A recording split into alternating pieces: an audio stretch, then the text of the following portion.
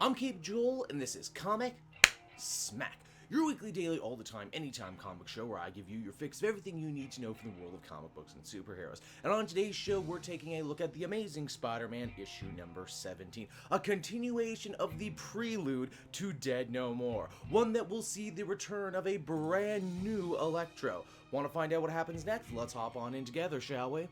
So, as the comic opens up, we are reintroduced to one Francine Fry. You may or may not remember her because she was in the comic, geez, a long time ago, like post-Superior. She was a supervillain fangirl who offered a safe place for villains to stay in between jobs. One of those people just so happened to be the depowered Electro, who, when his lovin' got a little too, well, let's just say sparky, she ended up freaking dying. But now, thanks to the advanced cloning technology of the Jackal, who may or may not be Miles Warren, she has been resurrected, minus some tattoos and piercings, of course, but you can always get those later. The rub is now that she's back to life, Jackal says that she's going to work for her, in doing so earning herself pills that will keep her alive. Apparently this is a feature with all of these new Jackal clones to ensure their loyalty. Then again, as I mentioned before, Francine is a fangirl, so she was dying to work with all these supervillain legends anyway. From there we transition on over to Spider-Man. Well, it's not really Spider-Man, it's Hobie Brown, aka the Prowler, who has taken a job with Parker Industries helping to impersonate Spider-Man to make it seem like the web slinger is active all over the world when he's really not. Peter is still investigating the New You Corporation and whether or not they would be able to help his step-uncle live. Before Peter rushes ahead and trusts these guys, he wants Hobie to infiltrate their offices and see what he can find to make sure they're on the up and up.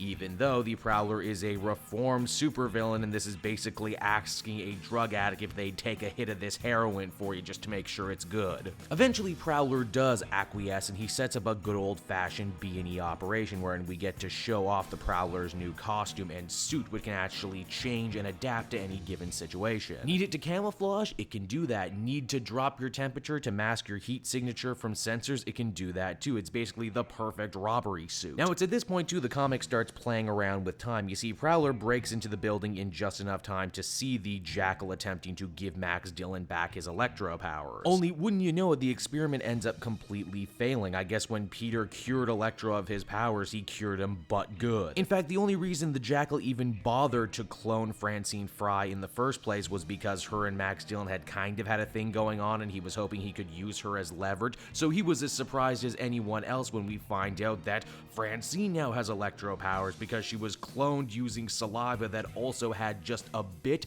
of Max Dillon's DNA in there. This new Electro is drunk on her own sense of power and not very safe with it. She ends up completely killing Max Dillon by accident when she tried to drain off his power. And once the bad guys realize that Prowler has been eavesdropping on them this whole time and he could easily drop a dime on their whole operation, Jackal sends Francine after him. The funny thing is that she's still such a fangirl. She says she'll do it, but only if she gets a costume in return. Stranger still, during all of this new Jackal, who is almost certainly not Miles Warren, or at least not the one we remember, continues to state that they're the good guys in this situation, that he wants the Prowler captured, not killed. Of course, new Electro also is bad with instructions because she ends up frying poor Prowler outside just when he was moments away from escaping. Well, throw his DNA in the cloning machine and get us a new one that's loyal to us and our cause, one who will lie to Peter Parker for us. That'll be good. And yeah, that's pretty much where the comic ends right there. Amazing Spider-Man number 17 was a comic that I seemed to enjoy almost in spite of itself. There was a real breath of fresh air going on, mainly because it was a Spider-Man book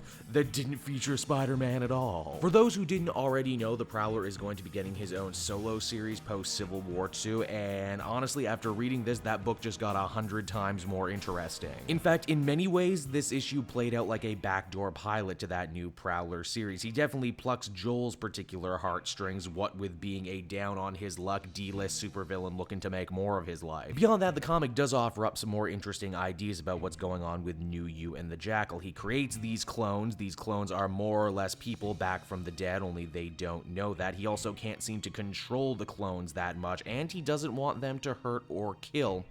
The plot definitely does thicken. Overall, I would feel comfortable giving this book a 7.5 out of 10. Hey everyone, thanks so much for watching my newest video. I hope you enjoyed it, and while you're here, why not check out another video I have on offer, or maybe if you're feeling in a supportive mood, you want to like or subscribe. And if you want to support the creation of more videos just like this one, then please by all means check out the Cape Joel Patreon. A little bit goes a very long way, and I will see you all next time.